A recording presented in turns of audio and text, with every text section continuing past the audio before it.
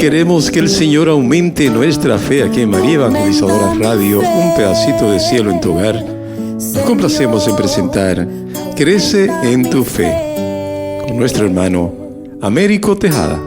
Que nunca olvide tus promesas.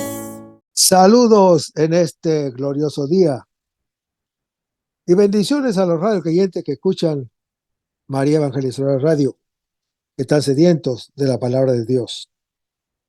Les envía un saludo a su hermano Américo Tejada, de la parroquia San Simón Stack San José, que está localizada en el Bronx y pertenece a la Arquidiócesis de Nueva York.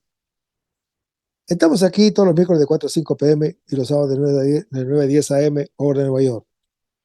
En este segmento de estudio bíblico titulado Crece en tu fe, estamos estudiando con ustedes el Credo de los Apóstoles, que es la profesión de fe nuestra en la Iglesia Católica, donde profesamos una sola fe en los misterios, en las doctrinas que solo podemos conocer gracias a la revelación divina que nos afirma que Dios es una trinidad de personas divinas y nos dice que no creemos en fórmulas, sino en las realidades que estas fórmulas expresan y que la fe nos permite tocar.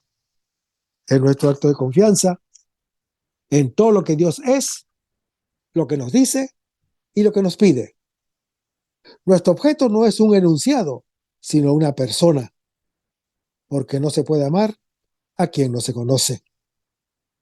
Que los artículos del Credo de los Apóstoles nos acompañen en el camino hacia el conocimiento, que es nuestro camino hacia el amor.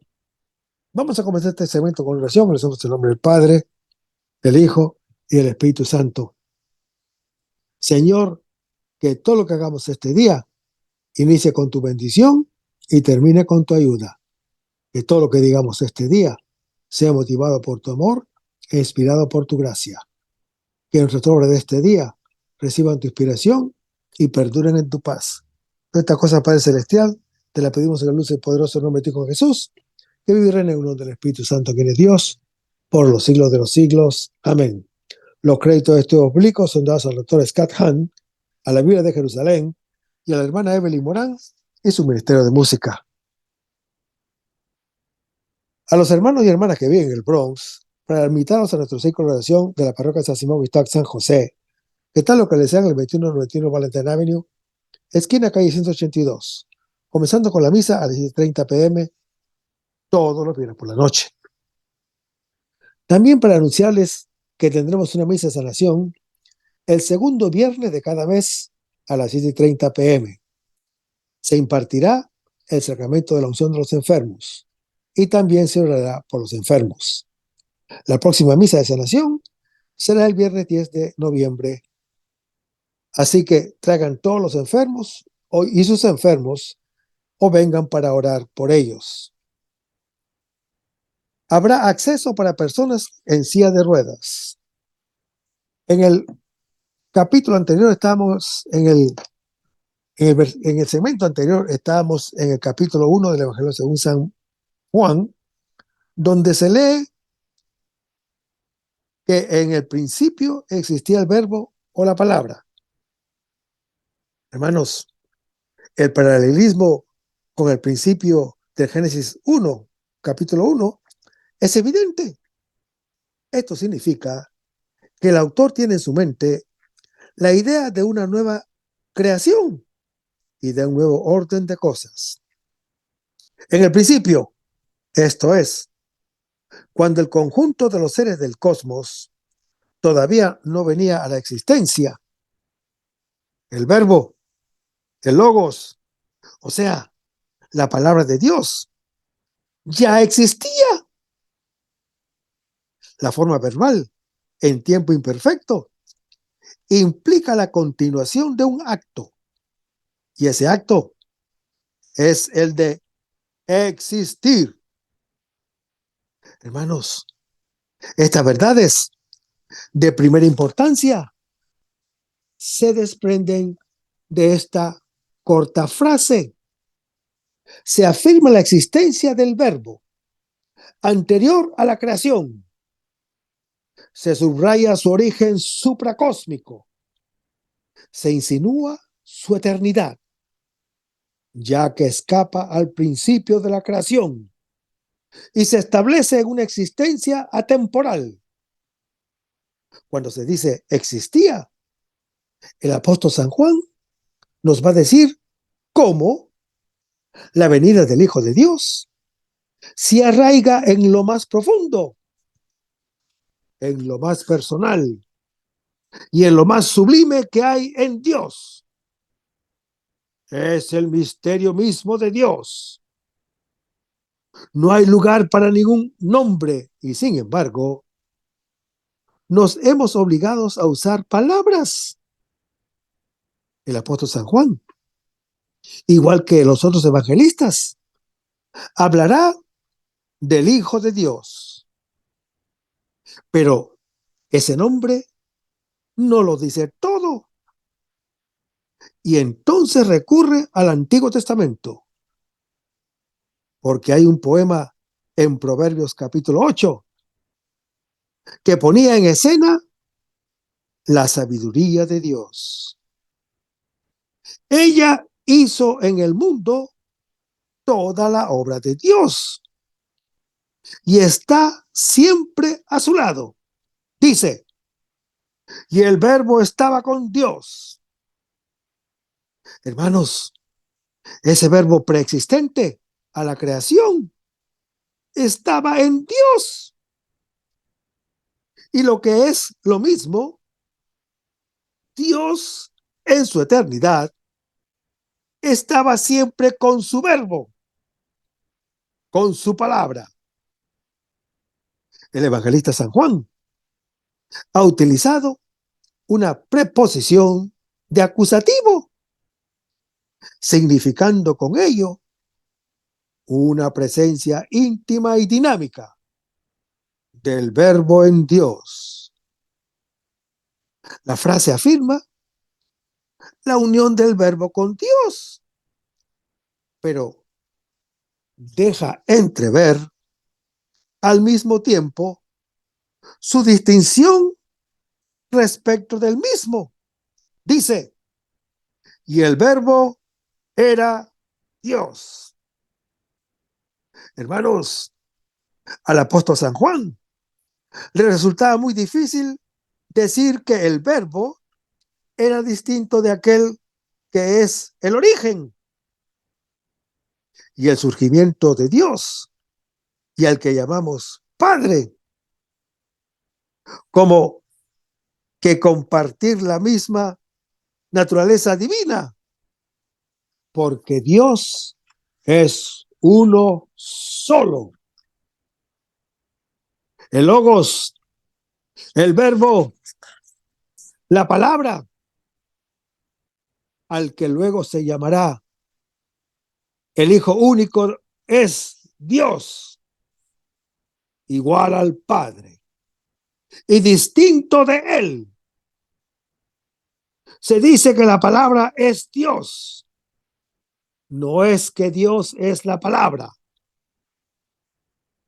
Pues Dios no es solo la palabra que es el Hijo, sino también Padre y amor entre los dos. Aquí, hermano que me escuchas, la palabra es distinta de Dios, que es Padre. Está dirigida a Él y al mismo tiempo es igual a Él. Hermanos, Dios es uno, pero no solo. Se afirma, por tanto, explícitamente la divinidad del verbo hecho carne. La distinción existente entre Dios y el verbo será el fundamento para la formulación teológica posterior de la distinción de divinas personas en virtud de su oposición relativa y la afirmación de que el verbo era Dios. Será el fundamento para la doctrina de la unidad de naturaleza divina entre el Padre y el Hijo. Dos personas distintas en una misma naturaleza, consustanciales, coeternos. Hermanos, el apóstol San Juan dirá más tarde lo mismo con otros términos cuando dice que el Señor Jesús nos dice a todos nosotros: yo y el Padre somos uno, en Juan capítulo 10. Dice: este estaba en el principio en Dios. Hermanos, ese verbo, esa palabra, ese logos, allá en el principio, antes de la creación, estaba en Dios. A pesar de que estos versículos hablan del verbo en Dios, el himno no se ocupa propiamente del misterio de Dios en sí mismo. El énfasis no está en lo que es Dios, sino en sus relaciones con los hombres. Hermanos, el término mismo, verbo, palabra, logos, sugiere de inmediato una comunicación. Dice: todo por él fue hecho, y sin él nada se hizo. Hermanos, se dice que Dios creó con las letras del alfabeto, con lo que se quiere decir que toda realidad es comprensible y comunicable en palabras. Quien sabe leer puede comprender, interactuar y conducir todo a su pleno sentido. Hermanos, Dios, quien por medio de su palabra es principio de todo, se convierte en fin de todo con el creyente que la entiende. Hermanos, la palabra creadora no es un demiurgo o una entidad abstracta, un Dios dividido o una idea, sino que es el propio Dios que lo hace todo por medio de su palabra, que después es encarnada en Jesús. Le hablo las Escrituras, porque en él fueron creadas todas las cosas, en los cielos y en la tierra, las visibles y las invisibles, tronos, dominaciones, principados, potestades. Todo fue creado por él y para él. Lo anuncia el apóstol Pablo en su epístola a los Colosenses, capítulo 1. Y en Hebreos capítulo 1 se anuncia: porque es el Hijo, irradiación de su gloria e impronta de su sustancia. Hermanos, ahora el evangelista San Juan pasa a la esfera de la creación, comienza a describir la historia del mundo, cuyos orígenes están en Dios. Anteriormente, tratándose del verbo, o sea, la palabra, se empleaba la forma absoluta existía. Tratándose ahora de los demás seres, se dice que todo fue hecho. Más aún, se predica que todo vino a la existencia por el verbo, o sea, por la palabra creadora de Dios. Él es el autor de todas las cosas, Por lo tanto, hermano que me escuchas, todo cuando existe ha venido a ser por el Verbo y con él y en él. Esto es, en virtud de su presencia. Esta idea se comprende mejor con el paralelo que encontramos en Juan capítulo 15, donde leemos: sin mí no pueden hacer nada. Hermanos, así como en el orden sobrenatural hay que permanecer en Jesús, porque sin él, o sea, fuera de él, nada podemos hacer. Así también en el orden natural, nada ha venido a la existencia sino por él y en él. Dice, y la palabra se hizo carne. El apóstol San Juan no dice se hizo hombre, tal vez porque temía que no se captara hasta qué punto el Hijo Eterno de Dios tomó sobre sí nuestra condición humana y material. Él realmente murió en la cruz. La palabra carne, como el Señor Jesús lo repite en Juan capítulo 6, acentúa el realismo de la presencia de la palabra creadora que se ha revestido de nuestra humanidad, asumiendo todas sus debilidades, incluso la muerte, según lo anuncia el apóstol Pablo en su epístola a los Romanos, capítulo 6. He aquí el gran misterio de la encarnación del Verbo de Dios.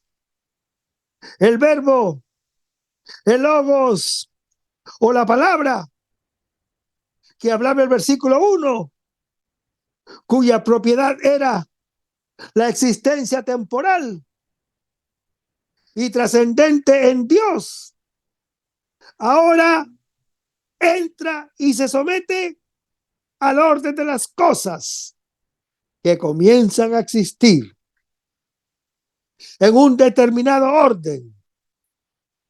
El ingreso del Verbo en este mundo da un nuevo significado al mundo y hace posible un nuevo principio.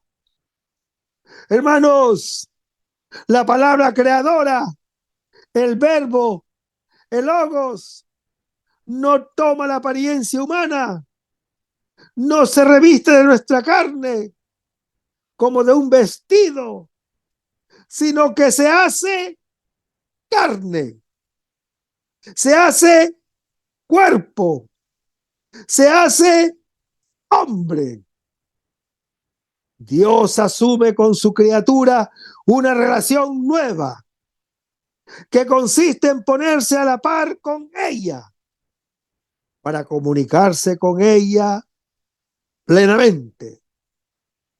Así, Dios inaugura una presencia personal y sensible entre los hombres. Su gloria, en otro tiempo invisible, según lo anuncia Éxodo capítulo 33, ahora se deja ver a través de la humanidad del Hijo de Dios, que revela la misericordia y la fidelidad del Padre Celestial, según lo anuncia Éxodo capítulo 34. Hermanos, Dios es un hombre, pero no un hombre divino y universal, con un cuerpo etéreo, hecho de luz. Dios es un hombre real y concreto, y se llama Jesús, Jesús de Nazaret, hijo de María. Hermanos, la carne del Señor Jesús, y aquí está el escándalo, es la misma de Dios, de la palabra creadora, de la sabiduría, que nos hace hijos del Altísimo.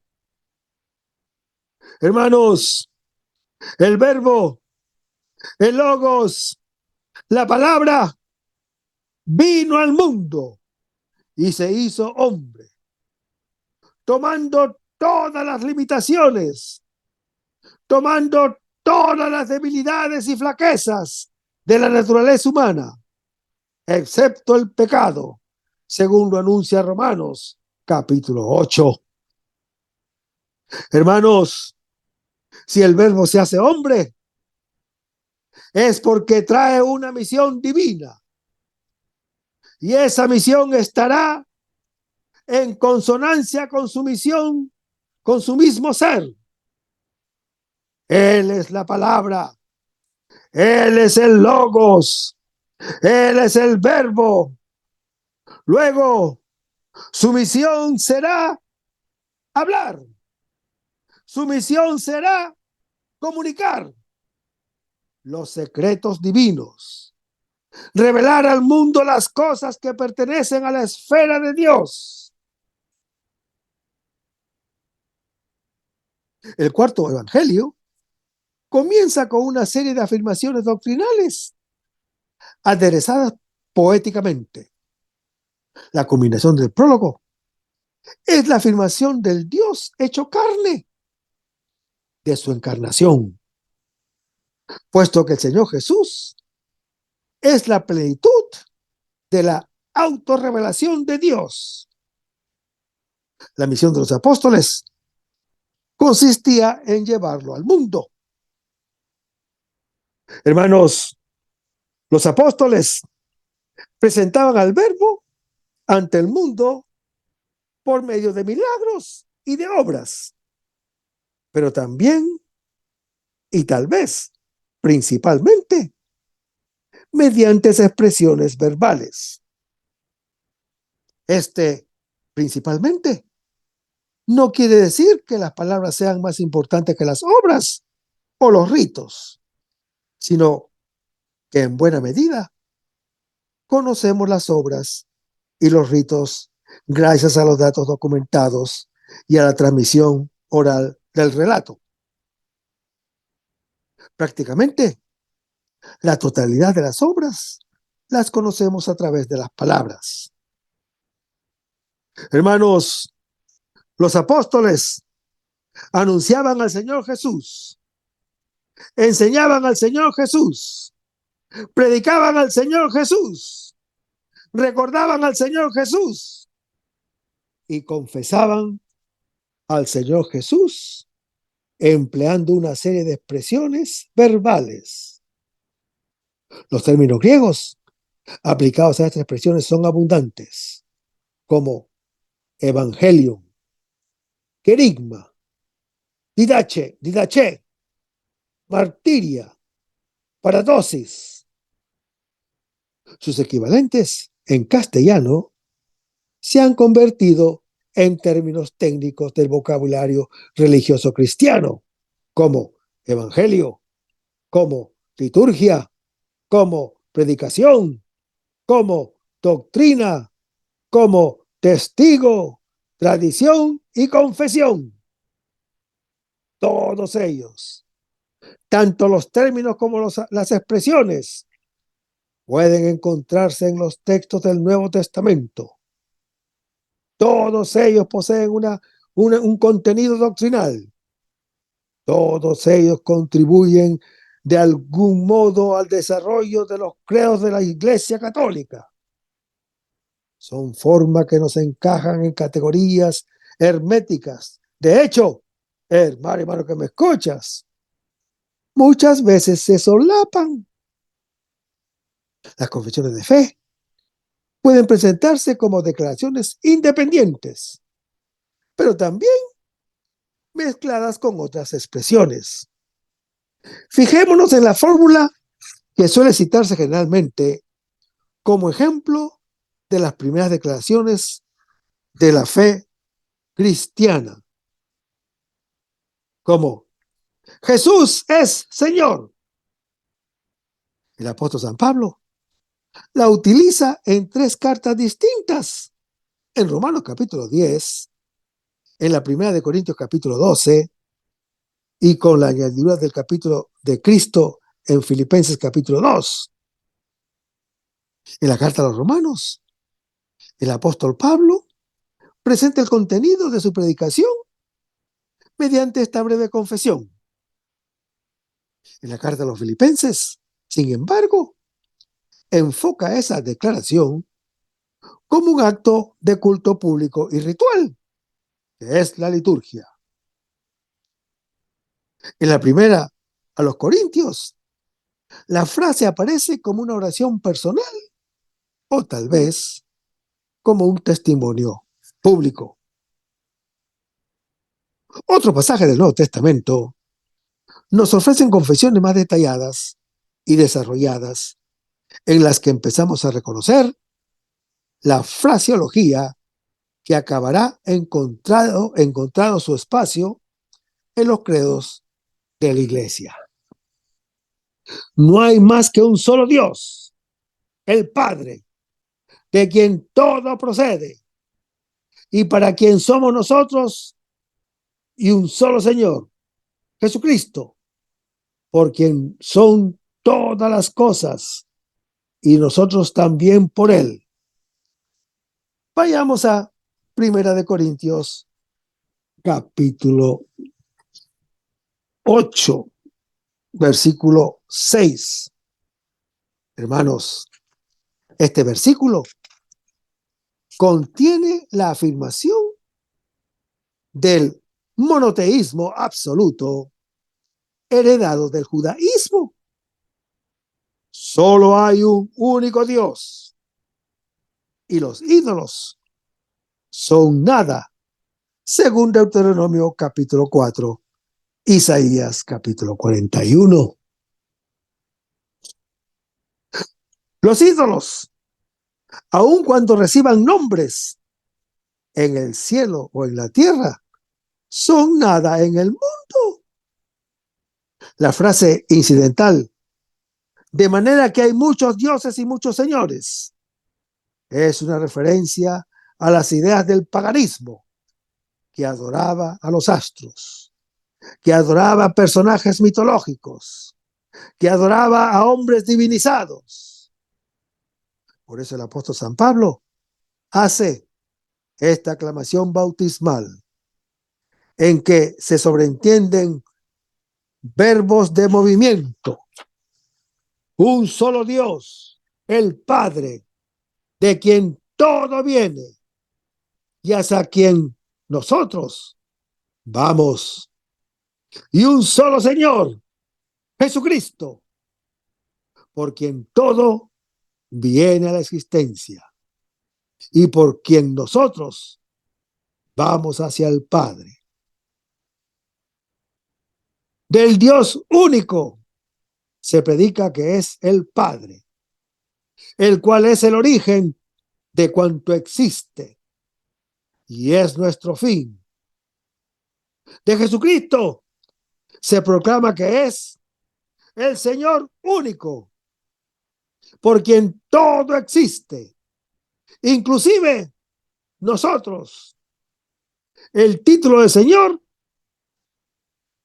Jesús lo ha recibido por su exaltación a la diestra del Padre.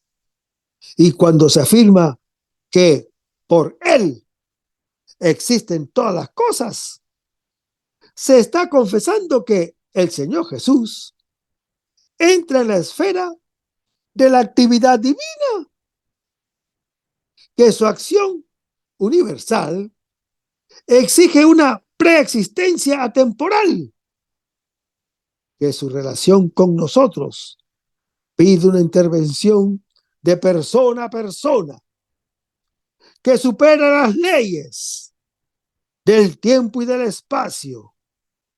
Su nombre es el Señor, como su actividad expresada por el término por quien lo distinguen en cuanto persona del Dios Padre. de quién y por quién son todas las cosas, según lo anuncia el apóstol Pablo en su epístola a los Filipenses, capítulo 2. En él fueron creadas todas las cosas, en los cielos y sobre la tierra, las visibles y las invisibles, lo anuncia Colosenses capítulo 1. Cristo murió por nuestros pecados, fue sepultado, resucitó al tercer día según las Escrituras, lo anuncia 1 Corintios capítulo 15. En él se fue a predicar también a los espíritus cautivos, lo anuncia primera de Pedro capítulo 3. Después de haber subido al cielo, está sentado a la diestra de Dios con los ángeles, las potestades y las virtudes sometidas a él, lo anuncia primera de Pedro capítulo 3. Tendrán que rendir cuentas al que está ya preparado para juzgar a vivos y muertos, lo anuncia primera de Pedro capítulo 4. Un solo cuerpo, un solo espíritu, un solo Señor, una sola fe, un solo bautismo, un solo Dios y Padre de todos, lo anuncia Efesios capítulo 4. Hermanos, pese a aparecer en muchos y muy distintos contextos de una serie de libros bíblicos que son obras de autores diferentes, todas estas afirmaciones poseen un carácter confesional. El hecho de que la confesión cristiana constituía un juramento claramente evidenciado, como lo anuncia Filipenses capítulo 2, versículo 9 al 11. Hermanos, en este pasaje se suele ver un himno, o por lo menos huellas de un himno, en que el apóstol San Pablo se inspira. Su estructura refleja el esquema bíblico, que es humillación y exaltación. Cristo se rebaja voluntariamente, pero Dios lo exalta. De algún modo se contrapone a Jesús, nuevo Adán, según 1 Corintios capítulo 15, con el primer Adán, según Génesis capítulo 3. Este himno, hermano que me escuchas, es uno de los primeros textos escritos sobre la divinidad de Jesucristo. El apóstol San Pablo centra su atención a la muerte de cruz como ejemplo supremo de humildad y obediencia. Dice, siendo de condición divina o teniendo forma de Dios. Puede entenderse de la frase como alusión a la condición de imagen de Dios que se aplica a Adán en Génesis capítulo 1. La forma de Dios que posee Cristo es la nueva imagen del nuevo Adán, según lo anuncia 2 Corintios capítulo 4. Dice, no codició el ser igual a Dios. Hermanos, no se trata de la igualdad de naturaleza, de su condición divina y de la que Cristo no podía despojarse, sino de igualdad en el trato que Jesús hubiera podido exigir aún en su existencia terrena. Todo lo contrario de la actitud de Adán en Génesis capítulo 3. Dice, se despojó de sí mismo.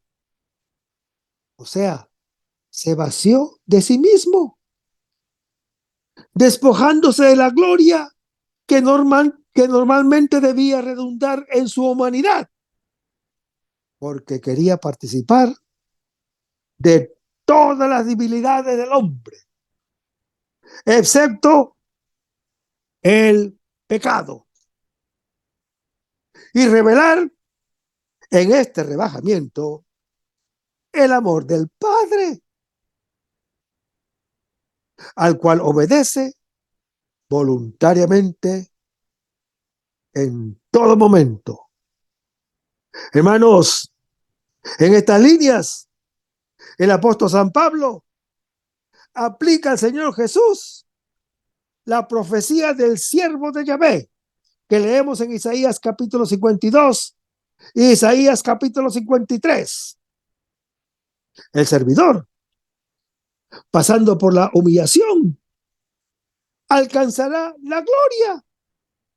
Pero al recordarla, el apóstol San Pablo enfatiza sobre todo la libre decisión de Cristo, que se despoja de todo, llegando a ser como nada. Con esto, hermano que me escuchas, le da al texto una significación nueva. Él, o sea, Jesucristo, siendo de condición divina. Hablamos de condición, a pesar de que el apóstol Pablo emplea un término griego que significa más precisamente una forma, pero con un sentido más amplio que nuestra palabra castellana. No es solamente la forma que el ojo reconoce, sino la forma de ser de una persona. Incluso podríamos hablar de su naturaleza. Aquí, pues, no se trata solamente de un rango divino al que el Señor Jesús podía pretender. Suya era la condición divina, es decir, la forma de ser propia de Dios. La naturaleza divina, con su gloria y majestad, dice, tomando la condición de siervo. Hermanos, el vocablo debe ser entendido en el sentido que tiene muy comúnmente en la Biblia. Moisés, siervo de Yahvé. Pablo, siervo de Jesucristo, el Hijo de Dios. Se despojó de la condición propia de Dios y tomó una condición plenamente humana, la del siervo redentor, al afirmar que se anonadó. No indicamos otra cosa, sino que tomó la condición de siervo, no que perdiera la divina. Permaneció inmutable la naturaleza en la que, existiendo en condición divina, es igual al Padre. Y asumió nuestra mudable, en la cual nació de la Santísima Virgen María. Hermanos, aquí tenemos una intuición muy profunda del misterio del Señor Jesús, Hijo de Dios. Su identidad o su personalidad está toda en este desprendimiento, seguido de una exaltación que deja maravillado al apóstol San Pablo. La dinámica del amor está inscrita en lo más profundo del Padre, al que podríamos llamar Dios amor. Su total generosidad hace surgir frente a él esta otra cara del amor, que consiste en desprenderse de uno mismo. El Hijo de Dios es, en cierto sentido, imagen del Padre, según lo anuncia Colosenses capítulo 1, pero no una reproducción o un rival del Padre. Y es propio del Hijo perderse a sí mismo para ser retomado en la unidad divina. Al decir el apóstol Pablo que no se apegó a su igualdad con Dios, no se refería o no se refiere a unos privilegios reales o algún bienestar que Jesús podía reservarse en medio de los hombres, pues es en Dios mismo, en el misterio de eternidad, que el Hijo de Dios renuncia a sí mismo para ser retomado por el Padre. Hermanos, la cruz era el suplicio de los malhechores, según lo anuncia Hebreos capítulo 12. El apóstol San Pablo subraya el valor ejemplar de esta muerte en 1 Corintios capítulo 1. La expresión le exaltó no pretende significar que haya sido exaltada la naturaleza del verbo divino. Términos como humillado y exaltado se refieren únicamente a la dimensión humana de Cristo. Efectivamente, solo lo que es humilde es susceptible de ser ensalzado. Nos lo dice ese gran santo de la Iglesia Católica, San Atanasio.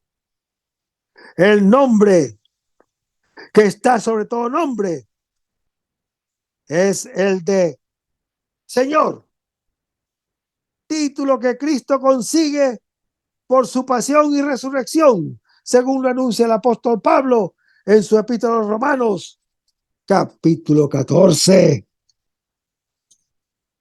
Hermanos, la resurrección de Cristo, que la Iglesia Católica pone al centro de su culto, no es un honor póstumo que Dios le había conferido. No es solamente la vuelta a la vida de un tal Jesús, mediante el cual el Hijo de Dios se había hecho presente en la tierra, a pesar de que se quedaba arriba. Es con toda verdad la vuelta del Hijo al Padre, el Hijo de Dios, colocado por un momento más bajo que los ángeles, según lo anuncia Hebreos capítulo 2, vuelve a encontrar el nombre y la gloria. Juan el Evangelista lo dice expresamente en Juan capítulo 17.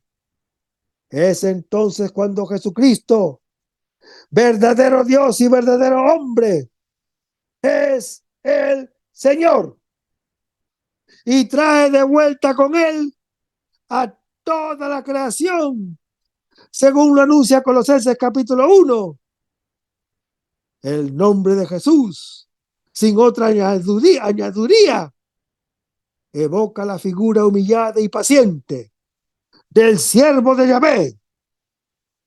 Hermanos, la palabra Kyrios, que significa en griego Señor, empleada por el apóstol San Pablo en la conclusión, se utilizaba por la antigua versión griega de la Biblia, llamada de los 70, para traducir del hebreo el nombre de Dios. De ahí que esa fórmula sea una proclamación de la divinidad de Jesucristo.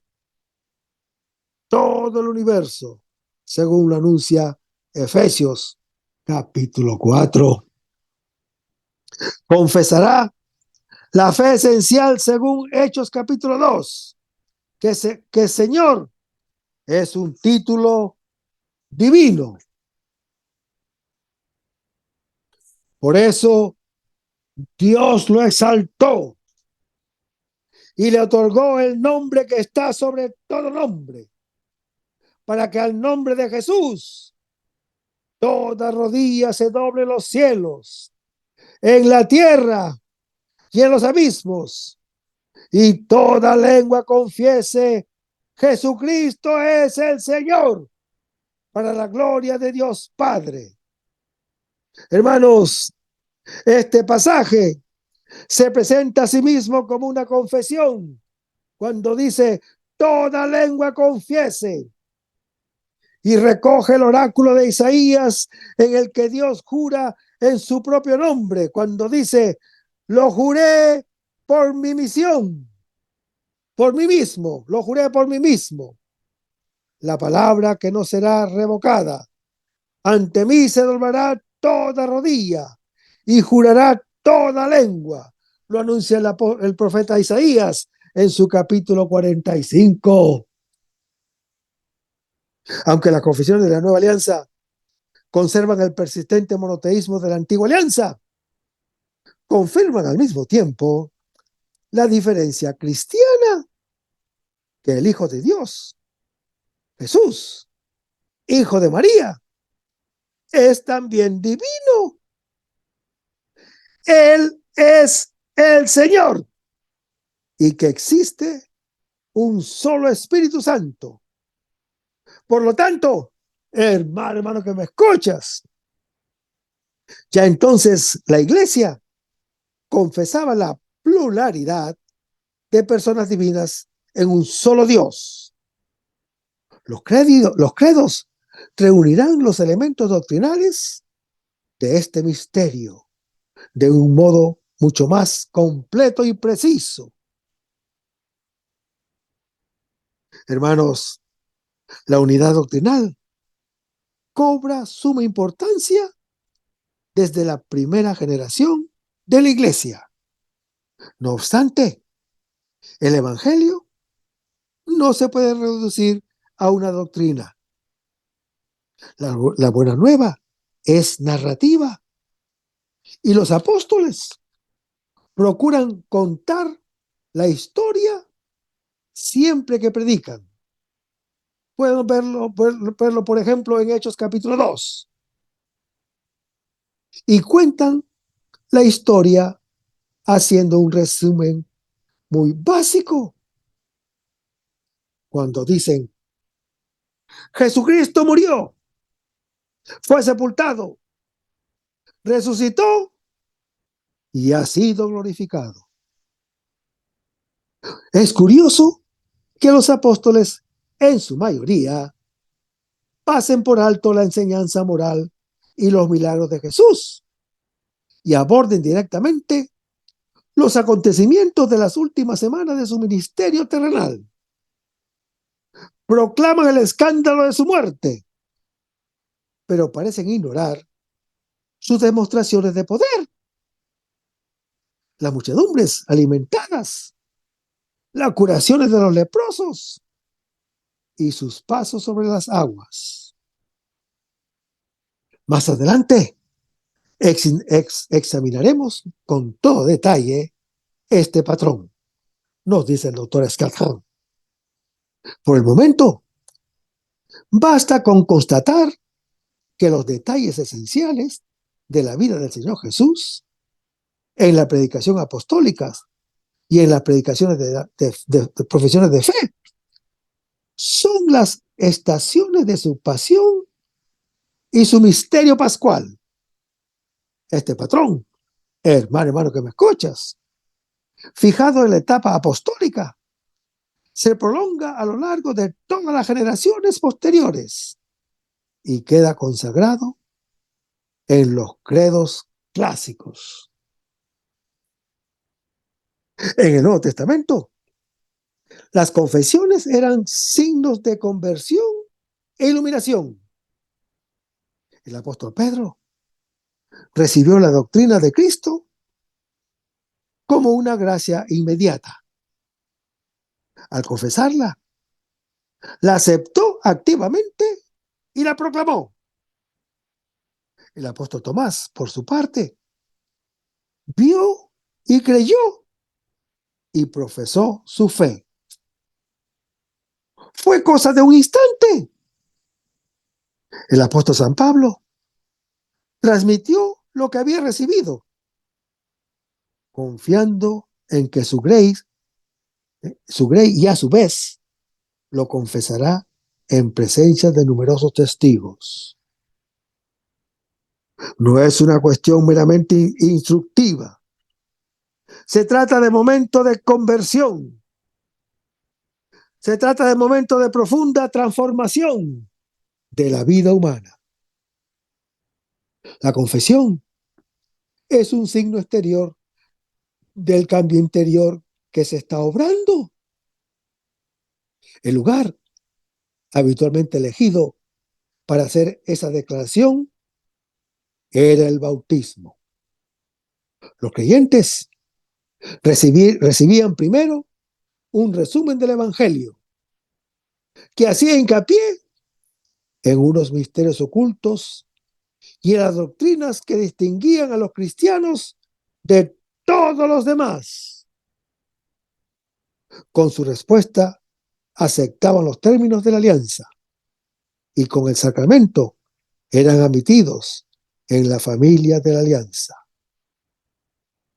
Hermanos, a partir de ese momento, como nuevos cristianos, eran distintos de lo que habían sido y distintos del resto del mundo. Habían recibido la gracia de participar en la vida divina desde ya y para siempre. Y además, eran proscritos, víctimas de la persecución y culpables ante los tribunales terrenales de un delito punible con la muerte. Y el resto, hermano que me escuchas, lo vamos a ver en el próximo segmento. Manténganse en sintonía. Vamos a pedirnos con una oración y lo hacemos en el nombre del Padre, del Hijo y del Espíritu Santo.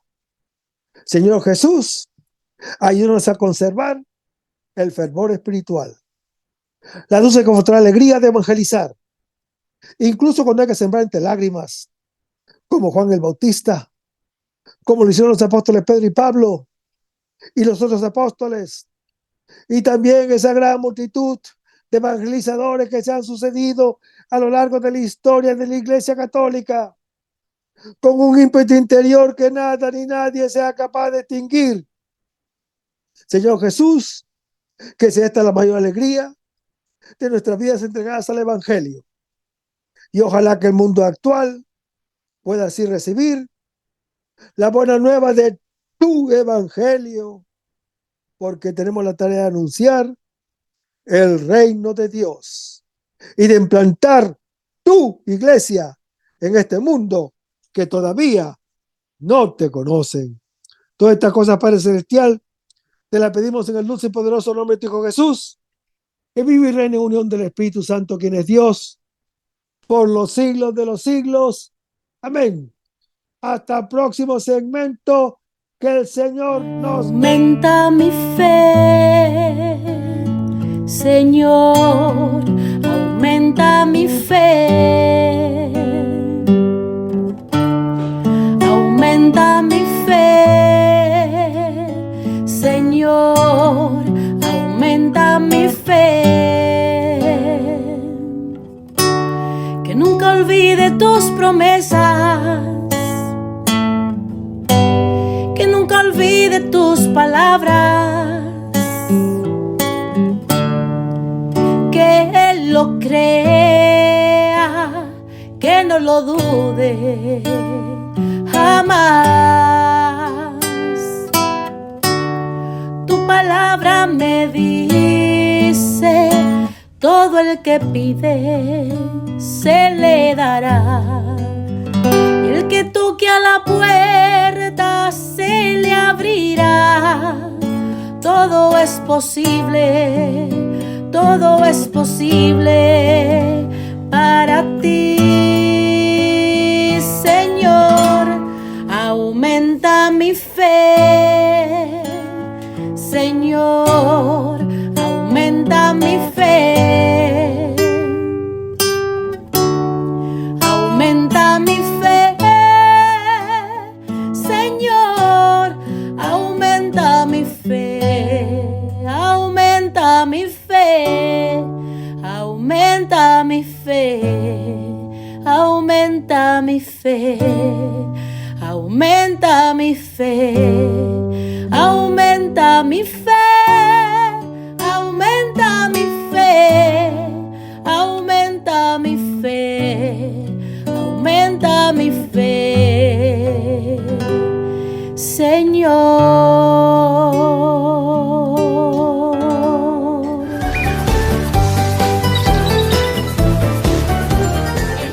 María Evangelizadora Radio. Un pedacito de cielo en tu hogar. Evangelizando para el mundo. 100% católica.